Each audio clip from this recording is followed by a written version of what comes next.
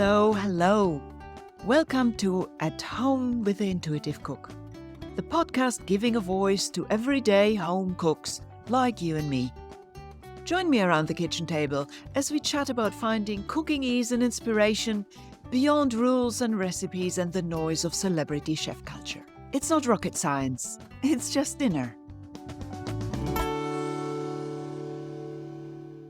Hello and welcome. I'm KATERINA Pavlakis, also known as the Intuitive Cook, and my guests at home today are Jeff and Christine Gill.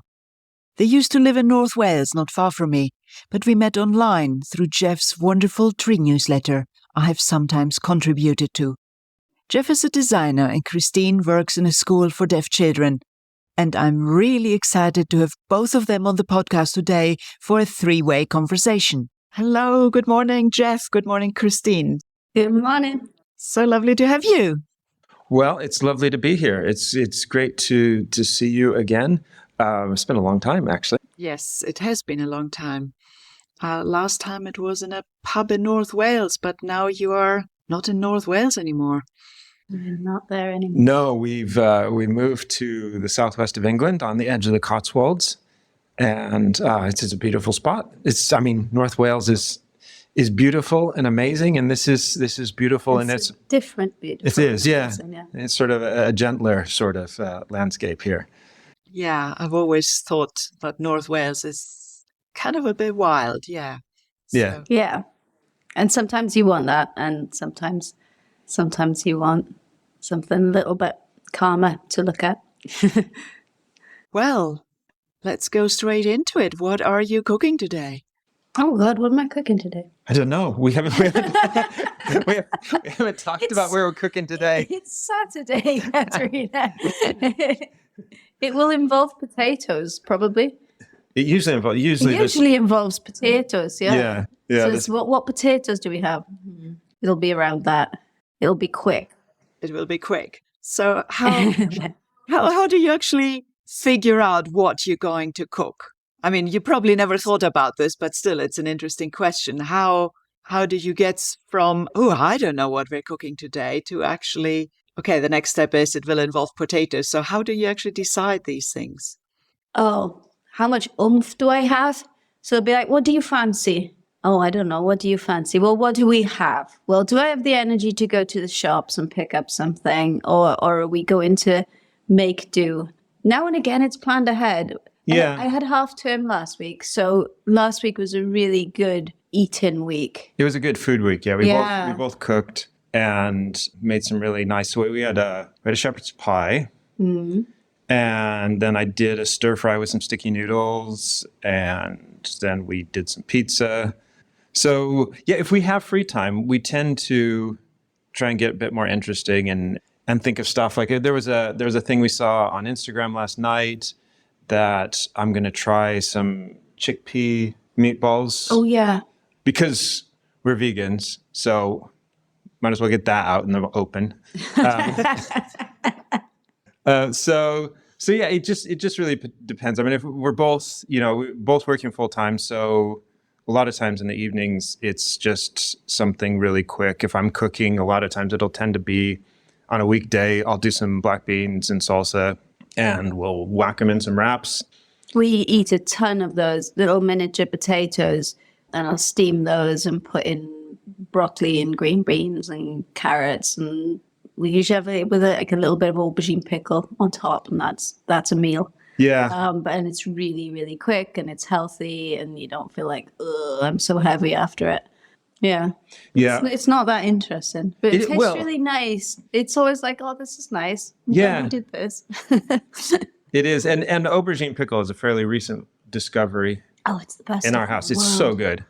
It's amazing. It's just the perfect mix of sweet and spicy, and you can throw it in all kinds of things, like the vegetables. Last night, Christine put it in with some mayonnaise for a dip for some little crispy potatoes.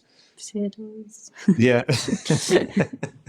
Yeah, it always amazes me how, having a little kind of flavor bomb like this could be anything, and I'm cycling through various kinds myself. So all the things you can do with one little thing. You know, you'd think aubergine pickle, it goes with a curry. But if you go away from that idea and you just go, oh, what does it taste like? As you said, the perfect combination of sweet and salty and sour. Yeah. Well, and people are amazed by. I made food for my friend and his friend on Thursday night, and I'd made some vegetable pasties, and I made this sort of the mix of the aubergine pickle and the vegan mayo, and I presented it to them, and they looked at me like it was witchcraft. Like, what is this amazing thing that you've concocted? So yeah, it's a jar of pickle and a bit of vegan mayo. They were just like, "Oh, this is amazing." Yeah. I mean, I had a sandwich because, especially now that the weather has gotten a bit colder, during my lunch break, I work from home. So during my lunch break, a lot of times I'll cook because I want some hot food at lunchtime. So I had a sandwich where we had got some weird squash that we picked up at a farm from pumpkin picking. So I breaded that real quick and fried it, and then with some carrot bacon, which I'll get into it in a bit, with some carrot bacon, and put that in a sandwich with hummus and aubergine pickle and some lettuce. And so it was amazing. It was so good. I feel like you're a little more adventurous than me when it comes to flavors and cooking. Yeah, probably I am. Yeah. I'll try more things. Yes. Which is good, and it stretches me. But carrot bacon is your thing. Carrot bacon is my thing. Tell me about the carrot bacon then. So when we became vegan, it was, you get all these meat substitutes, which you can't, number one, you can't think of them as, well, this is bacon. Even if it says this is bacon, it's not bacon. It doesn't taste anything like bacon, and it's rubbery, and it takes you so far away from actual food, from actual ingredients. And I thought, well, carrot is sweet. What am I actually looking for in bacon? What is it that I like about bacon? I like the sweetness. I like the smokiness. I like the saltiness. So let's just get something that has a nice flavor to start with, and add something sweet, maple syrup, something salty, salt, and something smoky, so some smoke water, or a lot of smoked paprika. Paprika. That's the one. And add that on and fry it. And it's like, it's not bacon, but it's carrot.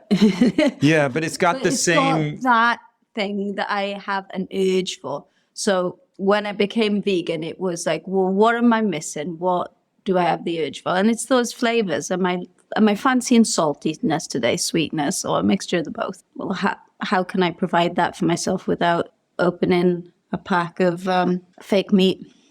And it's so much nicer than the fake bacon. I mean, I liked the fake bacon. It was fine. It's tasty. It's not like it's horrible or anything. But the carrot stuff is so much better. Do you use salt? Yeah. I use soy sauce when I do it. Oh, I think I may as well sometimes. I like the sprinkly salt because you've got texture as well. Oh, okay. Well, there you go. Well, sounds delicious. I love the combination of sweet and salty myself. So that really does sound delicious. And, you know, I run a whole food shop here in North Wales, and we do sell those meat substitutes because people want them. But, you know, personally, if I look at those ingredients, I wouldn't want to eat that. Yeah. On days when I do, I don't look at the ingredients. Because Yeah. sometimes you want what you want. And I've decided to not feel guilty about that as well, because sometimes we want to eat trash. and I'm not going to be embarrassed about that. When I was staying with my friend, he came home once and I was at the table, and what I really fancied was a crisp sandwich, a pack of prawn cocktail crisps, and some cheap white bread and a big glass of wine. I had my crisp sandwich, and he just walked in and said, "That's the most working class thing I've ever seen in my life." Yeah, I love it. It's what I want. It hits the spot. I'm not going to be ashamed of when I need to do something like that. Yeah. I mean, for the most part, we mostly eat real food, but yeah, sometimes, you know, we get some burgers, or some fake burgers or some fake sausages, because I'm not very good at being a purist is the thing. I like. I'm the same. And rules, I'm not good with all the this is what you have to do. I don't like rules for food. Yeah, rules for anything really, but it translates nicely into food. And the great thing is that food is it's such an easy space to be creative once you get over that fear of ruining it. And I found it quite interesting. I've just had a chat with someone just yesterday who, said, "Oh, I hate cooking and I can't cook. And my husband and son are much better cooks. And so they cook." And we kept chatting and she said, "Well, I can do a pasta sauce. I can make anything into a pasta sauce." Like, well, there you are cooking intuitively and creatively, And then she was like, "Oh, and I made this really cool salad yesterday." And I was like, well, what made the difference of you not being afraid in that instance? And it was just that she was eating on her own and she wasn't, the fear of judgment. So I really think the difference between a creative cook or an intuitive cook and someone who says, "Oh, I can't cook," is just to get over that fear. Yes. Yeah. And when we got married, I moved to the States, so everything was unfamiliar anyway. When I any cooking that I'd done before was desserts with mother on a Sunday, and that was bird's trifle. And I've got very, very fond memories of bird's trifle. So I didn't have a lot of experience, and it would take, you get these books and the list of ingredients are just exhaustive and so many different steps. And my first thought was, I can't do this. I cannot do this, but I would have a go and I'd spend 2 hours trying to make something which would go in the bin. And then I'd start again, and that would be my whole day. And Jeff would get home from work, and I'd be in tears, chipping something off the pan. And I thought cooking is just terrifying, absolutely terrifying. There's just so many steps. There's so many different ways that things can go wrong. I can see all these different flavors, how they work together, how this helps this. I have no idea. It's a list of rules for no reason that I could see. It wasn't nice, was it? No, you weren't great at the start. So can you remember the light bulb moment that changed it for you? We moved to Wales. We moved back to Wales and we were skint. We had nothing. We were cold. We were living in this disgusting, damp house. We were absolutely miserable. And I went to the library and I picked up this book, Nigel Slater's Appetite. And I got that from the library. And I read it from beginning to end. And his love for food, for not his love for recipes, but his love for ingredients came through. And I got excited about food rather than recipes. And there was something in there, it was like a cheap spaghetti supper that had like 4 ingredients. And I thought, I can do this. It was like spaghetti and bacon. Breadcrumbs. And breadcrumbs. And it's like, well, I can do that. And it tasted delicious. And it was the first time I'd made something that I thought, that is gorgeous. And it really, really empowered me to think about sort of the simple, basic ingredients, simple flavors. Well, what do you fancy? What goes with this? And after each recipe, you would have a page that just had tons of different things that you could do with this recipe. So whatever you felt like on the day. And I loved how romantic he was about food. It really, really made me fall in love with food, and made my first loaf of bread after reading that book. And yeah, I was off. Yeah. And I borrowed that book from the library for just so many times. It had so much of my grease on that book. And when we finally got a little bit of money, the first thing I did was buy that book. And I still look at it often. It's wonderful. I totally agree. This is my kind of reference book. And Nigel Slater, when I first moved to Britain, I came across his very first book, Real Fast Food. Oh, yeah. Well, we have that down there too. And for me, this was quite a revelation too. And I think I agree with you. The biggest revelation was the way he talks about food, the kind of passion, which I felt was reflecting my feeling about food, and the way he just talks about savoring what you've cooked. And yeah, for me, Nigel Slater is like a total hero too. Yeah, and I remember a bit that connected with me was him talking about sitting outside with a pod of peas and just the lovely moment of cracking open that pod of peas and eating the peas and really being in that moment. And it is romanticized, but that connection of memories with food, you can feel that moment as he talks about it. And I mean, he writes so beautifully anyway.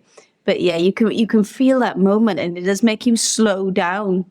Even when you're cooking, to slow down and taste what you're eating and really be in that moment. Yeah, a definite light bulb for me. Lovely story. That's a great story.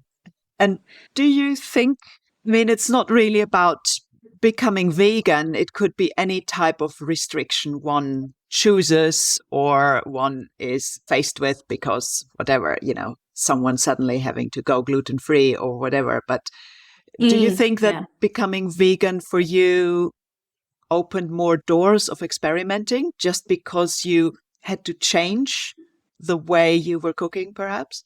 Yeah, absolutely. We started eating such a larger variety of stuff when we became vegan. I mean, we became vegetarian 10 years or so before that. And that opened up new things to us. And then vegan again, when you don't have meat, you start figuring out, well, we got to eat something. So we started looking at things we'd never eaten before. And the same with being vegan. It's like, well, the cheese is gone, the milk is gone now. So we started, you start looking for other things to fill that hole. And so, yeah, I mean, we've experimented with, eating all kinds of different vegetables and different cuisines. And I mean, we're not like we love lots of food. I mean, we don't eat like a huge variety on a regular basis just because we're busy. We've got our favorites and we've got the things that are quick and stuff like that. But I mean, I love Indian food. I love Mexican food. I love, doing Italian. I would love to figure out a good lasagna, but I just don't. I've never seen a good vegan lasagna because, one, you can't get decent vegan cheese that I've found in the UK. I've heard other places that there's some nut cheeses and stuff like that you can get, but they're so crazy expensive. So I haven't figured out enchiladas or lasagna yet, but I mean, I make a great pasta sauce. You do. And I've do a vegan bolognese that it's really, really good. If people say it is. I'm not bragging. No. I'm not bragging. It's good. And yeah, curries. I mean, Christine does a lot of curries, like for sort of quick ones. Every once in a while, we'll do like a full blown thing with making the tomato base in advance and making naan bread and all that. And, that's a several hour production. But that's really fun once in a while to do that. So and Indian is great, and Asian stuff, Indian and Asian food are great because there's just not a lot of meat necessarily in them. There's always vegetable versions of Indian food and Chinese food and Japanese food. So Thai is a little bit harder because it's so much based on fish sauce and stuff. So we haven't done a lot of Thai. You've done a few things with some Thai flavors. Yeah. So yes. The very long answer to that question is yes. Having those restrictions has expanded what we eat. I've heard that a few times, and obviously it's not going vegan that changes your approach to food, but any change, starting to pay attention to what you eat, and for me, if such changes make people more aware of what they eat and is, the door opener to more real food, obviously you can go through different doors there, then that's a great thing. All it takes is to become more aware of what you're eating, but sometimes making that decision to restrict things for whatever reason is then going to open that door. Yeah. Yeah. Well, restrictions really force creativity. It's just when people bump up against limits of whatever sort, that's where creativity has to happen because you can't just do what you've always done. And that can be money as well. Yeah. I mean, if you think about so much of the best food in the world is poverty food. If you think about like Mexican food, it's beans and rice and all the stuff that gets done with that. Really simple food all around the world that just the ordinary people without a lot of money make. That's the stuff that people go to restaurants and pay good money for expensive, very expensive fancy versions of it. But it's just that simple, and it tends to be healthy, because if you got to go work in a field all day, you need something to keep you going and really nourish you and give you that energy. So yeah, that kind of pre-industrial revolution food that people used to eat, and then you start mixing that across cultures and start throwing in spices and stuff like that. Especially hot country food is, it's always more interesting than cold country food, because cold country food, you gotta potatoes. It's potatoes and turnips and cabbage and things like that. So it's nice to bring in hot country food where they can grow spices and all those kind of things. But yeah, I mean, for me, opening up my taste buds and becoming more mindful about what I eat, I think it really started because I thought I need to eat fewer calories, because I'm sitting at a desk all day. I'm getting a bit older. I don't want to get fat. And so I thought, what can I do, first of all, that's easy? And I thought, well, I could stop putting sugar in my tea. And I did that. And for like 2 days, it tasted awful. And then after that, I realized, well, wait a second, milk is sweet. I just hadn't noticed it before because I was throwing all this sugar in my tea. And so I started noticing that, actually milk is sweet. And most things are sweet. Tomatoes are sweet, onions are sweet, peppers are sweet. It's just like there's so much sweetness that's there, but we don't notice it because we're so used to so much added sugar in things that we don't notice the natural sweetness. I feel like that was my issue going back to those recipes that were a list of ingredients as long as your arm. And it says, chop this, chop that, add this to that. And it doesn't say why. Well, what does that do to that? And slowing down and tasting each ingredient as you go. And you may think, well, actually, I don't like that addition. And I don't have to follow those rules. Tasting as you go and noticing the taste of each ingredient. And Nigel Slater helped me recognize that the flavor doesn't come necessarily from the things you add, but each thing has its own flavor. Finding what you like for yourself. I think Jamie Oliver was another one that we discovered when we moved here, who talked about tasting the ingredients as you go and having some sort of control over what you're eating rather than it being in charge of you. Because food was terrifying, I thought. Really, really scary. Vegetables were scary. Yeah, you didn't eat. For me, I didn't. If I'd eaten vegetables, it was always hidden under something when I was a kid, and there was this assumption that children will not like vegetables, so you have to hide them under something.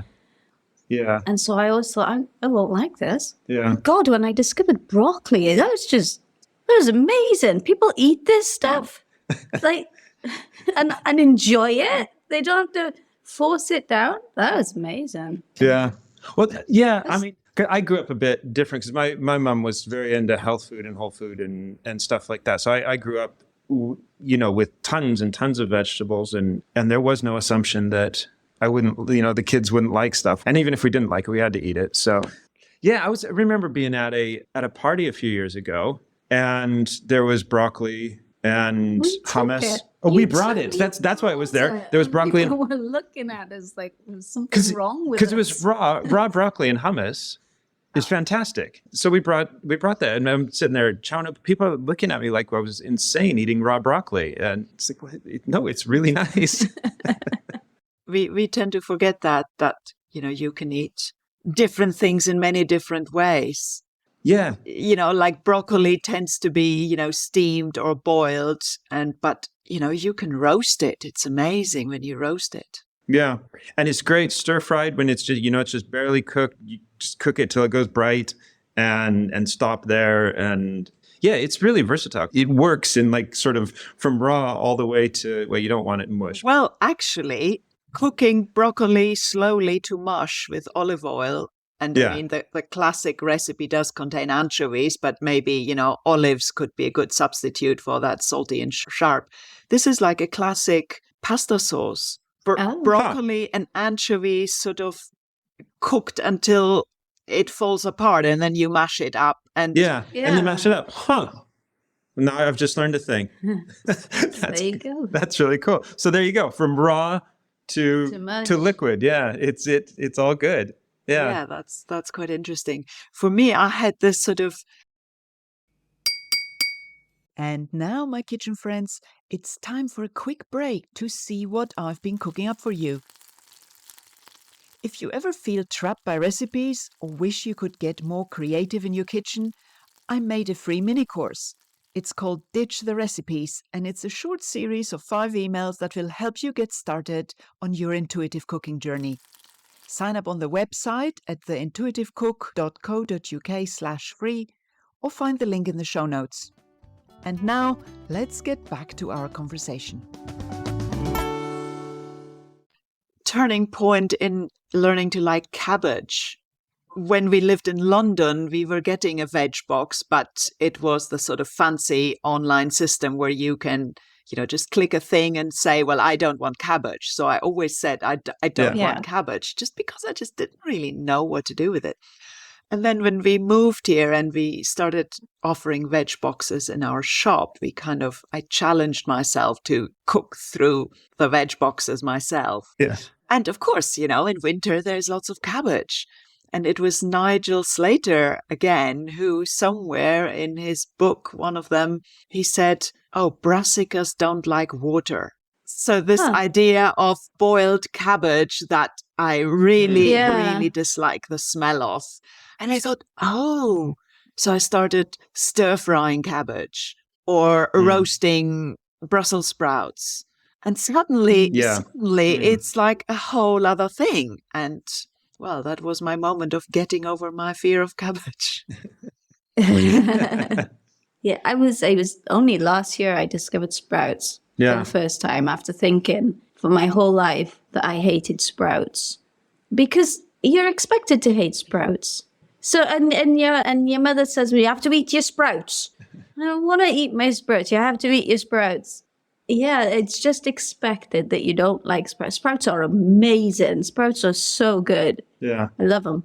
See, I liked them the first time I had them because as an American, I came over and I was visiting years ago and no one told me I wasn't supposed to like sprouts. And there were sprouts. And so I was like, these are fantastic. They're like little baby cabbages. And I had never seen them before. And I think sprouts are great. So yeah, if you don't know you're not supposed to like sprouts and you just eat them, they're quite good. It's also interesting what you sort of just mentioned about how much the learned expectation of flavor is influencing our likes and dislikes, either, one direction or another. Yeah. I feel like I don't have that. There's a bit missing from me. You'll try anything though. Well, okay. Because I love sandwiches, every kind of sandwich. I just love making sandwiches. I always have. But my first cooking innovation was when I was 5 years old and my mom was a stay-at-home mom. I wasn't in school yet. I remember most days we'd make a little packed lunch in lunch boxes and go out and sit in our garden and eat out there. And it was lovely. But I remember one day, and because I always had a peanut butter and honey sandwich, and I remember one day thinking cheese would be good in this. So we had Monterey Jack cheese. So I put a slice of that in there and I thought, this is great. I love this. So for a long time, I had peanut butter and honey and cheese sandwiches when I was a little kid. And then like 2 weeks ago, because I still love peanut butter, I usually have peanut butter on toast for breakfast. But I was just thinking, and this is how it happens with me most of the times. It's not from tasting. It's like imagining how things will taste and then trying it. Most of my thinking about food, it happens in my brain, not actually doing it. So I think, and I just had this thought, well, peanut butter and green olives would taste good together. So I tried it, and they do. The texture doesn't work, but the flavors work. And I have not figured out what to do with it yet. Yeah, you didn't like it. I didn't like it at all. I thought it was disgusting. No, it wasn't though. It worked. The flavors work, but the textures don't. So I don't know what to do with that yet, but it's sitting in my brain. So what's your favorite thing to eat? Obviously, that might be totally different for each of you. Pizza. Yeah, I mean, for me, it's like homemade pizza. Homemade pizza, yeah. And we just do it without, well, you put a little bit of cheese on I've sometimes. started to now and again. Mostly it's like nutritional yeast I'll put on top because it's got a nice sort of nutty flavor to it. Yeah. Yeah, I just leave the cheese off when I switch to vegan. And I like broccoli on my pizza, which is very frowned on. okay, I do have some rules. I like peas on my pizza as well. Yeah, though. and pineapple, broccoli, and peas. It's not. all of It's it. just. It's not Italian, is it? Well, no. See, I don't like that. I don't agree with that. Well, I mean, just put a rule on. well, that's true. Having said that, I mean, the pizza Italians will crucify me for this, but I think Americans perfected pizza. I take an American pizza over an Italian pizza any day. One of my students at school is Italian, and he will not talk about pizza with me after learning what I've put on there. Anyway, Christine makes fantastic pizza dough. And then, you just put some passata, some oregano, a bit of smoked paprika, and like we'll roast tomatoes and peppers and olives. And I put green olives, black olives, chilies. Lots of onions. Onions, mushrooms, just pile it on. And Not mushrooms. No, Christine doesn't do mushrooms. I really regret not being able to eat mushrooms, but I cannot. I cannot do that texture. I like the taste. I cannot do the texture. So, and I've tried sort of eating it raw. That's not bad. And then you start cooking it and straight away, nope, can't do that. So, no. But yeah, pizza's one of our favorites. I mean, I love burgers. I love sandwiches. I love pasta. I love food. I mean, I love Mexican food, beans. I grew up on beans and rice. I'm from the American Southwest, so ate a lot of Mexican food growing up. And also cheap, because your parents didn't have a lot of money, so it was beans. Yeah, beans and rice. I love Indian food so much. That was an amazing discovery moving to the UK. And Indian food immediately just filled the hole that Mexican food left when I moved away. There's not a lot of food I don't like. No, you can't do lentils. Lentils do awful things to you. Yeah. So I was really excited to make, I came up with a recipe for shepherd's pie, and that had lentils in there. And it did very awful things to Jeff. So it was like, oh, well, I can't put mushrooms in there because I'm not eating that. Then I discovered pearl barley, and the fantastic bite that pearl barley has. And that's become our lentils. So that's always fun. I mean, for you hit this wall of, oh gosh, I can't eat this anymore. And then it's like, well, what can I eat? What's similar? And again, what am I looking for? What texture and taste am I looking for this recipe? And plugging it in. Yeah. Yeah. And this is, you don't need huge amount of culinary skills for this. But what am I looking for? The texture and the taste. That is, you could just apply common sense, basically, and your own preference. Yeah. It's just about, like Christine said, it's just about paying attention to what stuff tastes like. And as you're cooking, what's going on when you're cooking, what's happening, with the food. It's like you cook your onions too fast and they go all crispy. And so next time you turn the heat down and, or if you're doing a stir fry and everything goes to mush, you realize you got too much in the pan and it's not hot enough. So you put less in the pan and you turn the heat up. So you just pay attention to what works. If you don't get the result you want, it's just a little bit of thinking and sometimes some Googling, and because that's another thing that's brilliant. It's like, if you want to know how to do something, there are, a million sites out there that will tell you. Like when I decided I wanted to do sticky noodles, I hadn't done them before. I usually did, do stir fry and then put it in broth and make a nice broth and put the noodles and the veggies in that. And that's really good. But I thought, well, I want sticky noodles. So I started looking and I used about 3 different, stuff from 3 different recipes, because I wasn't looking for a recipe. I was looking for, how do you get nice, flavorful, sticky noodles? And so I just started grabbing from different sites and put my own twist on it. And now I can do sticky noodles. Yeah. It's this idea of looking for the concept, not the recipe, but the concept behind the recipe. Yeah. And sometimes you need a technique, like for crispy tofu. So if you want tofu crispy, you need to know a couple things, like even if it's firm tofu, it works better if you put it under something heavy for an hour and get as much moisture out of it as you can. And, coat it with a bit of corn flour. That helps. So there's different ways to do it. But sometimes you need, if there's a certain result you want, you go looking for a technique. It's kind of like cakes. You found out if you cook them on the bottom shelf. For vegan cakes, yeah. Yeah. Oh, yeah. Doing bacon, when I changed to being vegan, I found that eggs stabilize a cake and help it rise themselves, as well as, the baking agents and stuff like that. So when I started doing a substitute for egg, which I use aquafaba, like chickpea water. Bean juice, basically. Bean juice, any bean juice, actually. So I replaced it with that, but it started sagging. So go online, find actually if you put it at the bottom, it gives you that quick blast of air and it helps it stabilize more quickly. Right, I'll apply that across the board now. So it's learning, like you said, it's the concepts and then sometimes techniques so that you can achieve if you've got something in mind that you want to accomplish, Yeah. You haven't got to reinvent everything. There's someone out there who's done the hard work in the kitchen for you Exactly. and they know what they're doing. So take the bits you like. Yeah, or take the bits, what is the problem? I recently got into making mayonnaise with a stick blender. Not vegan mayonnaise, although apparently you can make with aquafaba, yeah. I use soy milk and oil, and they solidify when you whisk them up, and that's it. That's your mayo. Yeah, bit of salt, and it's so much nicer than the store-bought vegan mayo.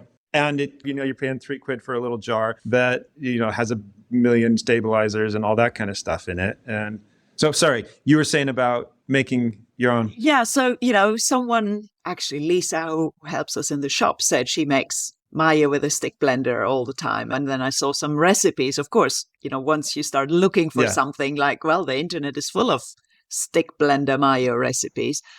And I made it 5 times and one time it didn't emulsify, it just stayed liquid. So then, I went on the hunt to find out, like you with your cake, why will a stick blender mayo not come together and what is the problem? And then, of course, you find possible solutions. And now I understand better what went wrong and now it doesn't go wrong anymore. Yeah, exactly. Yes. So I don't know if you ever consciously thought about this, about teamwork in the kitchen, because obviously... No. I don't. I'm like, get out! I'm cooking. I'm autistic, and I'm not good with. Number one, my kitchen is tiny, but even when my kitchen was bigger, I love the idea. I love the idea of people getting in there together and it being a beautiful community thing. I can't do that. I cannot have people in my space when I'm working. So I'm hell to be with. You don't want to do that. I'm not nice. I love cooking, but as much as I've wanted to, and with the kids as well, cooking with the kids, to say I enjoy it is a real stretch, and it's a fabrication. I love the memories of cooking with my mother in the kitchen, and I wanted to do that with my kids, and I did do it with my kids, but it was through gritted teeth, and it was lovely to get them out at the end. I know you're supposed to have them, help clean up and do the full thing, but it was like, right, we did it, get out. I have strong feelings about that. So it's either one of you cooks or the other one cooks, but you just don't cook together. No, we don't. I mean, sometimes, more when the kids before the kids all moved out, I would make the salad, or so you'd say, can you make the salad or something like that? Come in and last 10 minutes and chop up some veggies. Can you do the boring job, please? Yeah. But no, we've never really cooked together. Either one or the other cooks. So usually one of us cooks and the other one cleans up, and that works well. Yeah. Then that's just me. And that's just recognizing who I am. I am autistic and I don't like people in my space. And accepting that, it's a lovely idea. I mean, there is that, but there is that saying that, too many cooks will spoil the broth. The broth. Yeah. So there is something about that there, old wisdom. And I find I don't have a problem with my husband being in my space, but we certainly split, I'll cook dinner and he'll do the salad. For example, he's taken over the salad and I'll just do the other thing. Or, when I'm not here and coming late and he'll just cook dinner. And I'm not entirely sure that helping someone cook works that well either. No, I mean, I'm probably the worst helper as well because you've got so many questions. Why are you doing that? And I don't want to answer questions when I'm... Yeah, because I'm curious. I want to learn. And then also, I'll also have my own ideas. What if you sure you want to do that? Maybe you should do that.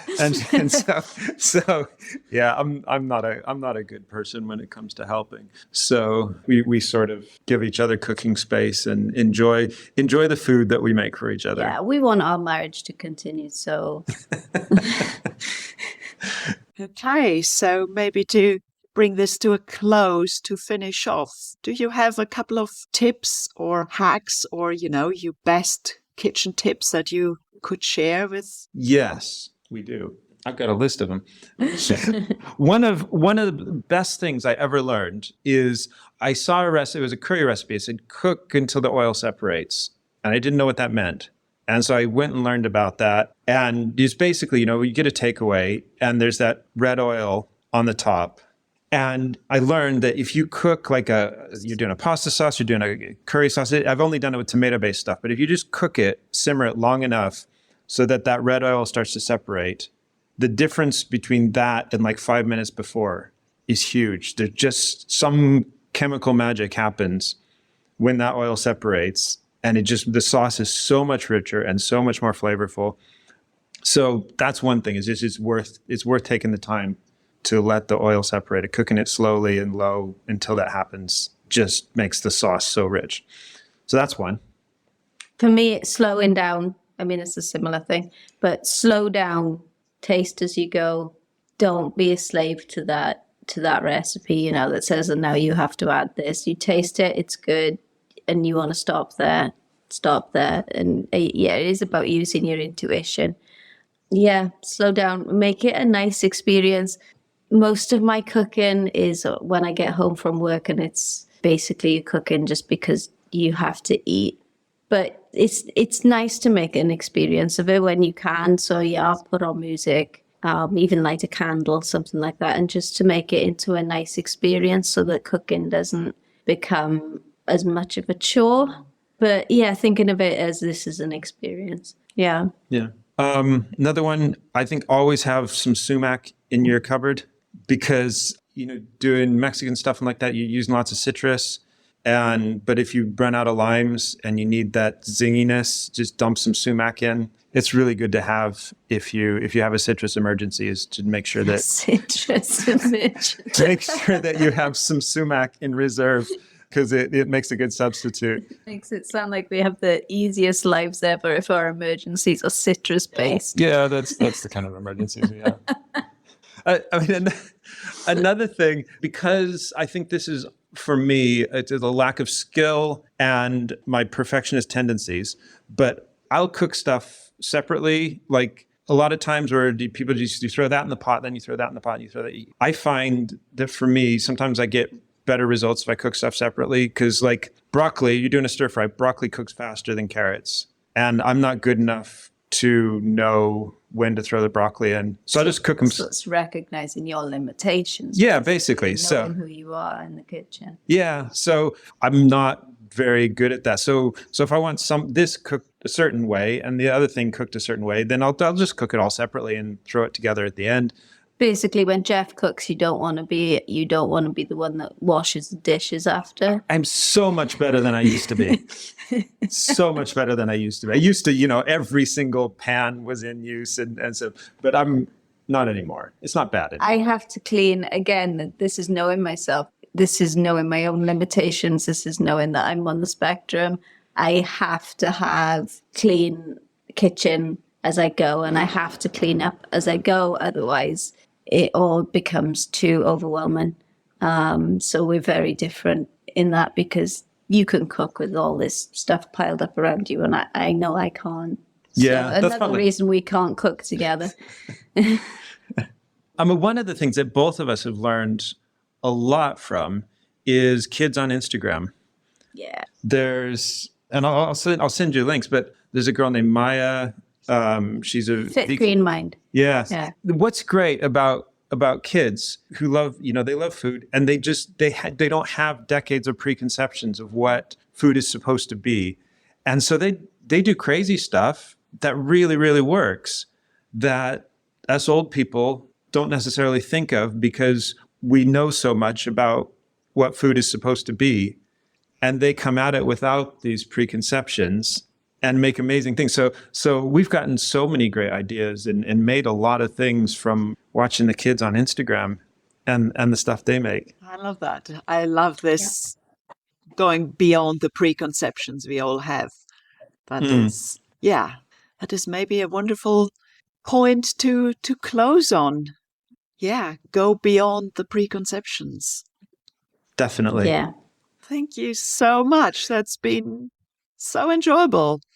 It has. I enjoyed that. Yeah, it was really good. Thank you so much for inviting us. And this was lovely. Absolutely lovely. No, I really enjoyed that conversation. And it worked really well having the two of you as well. It was just lovely. So thank you very much.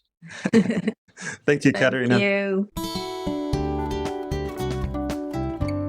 Thanks for joining us for this episode of At Home with the Intuitive Cook. Check out the show notes for links and tasty morsels. And remember, fresh episodes are served up every other Friday. Subscribe to stay tuned and keep exploring the joys of everyday cooking. Until next time, stay curious, trust your taste, and don't forget, it's not rocket science, it's just dinner.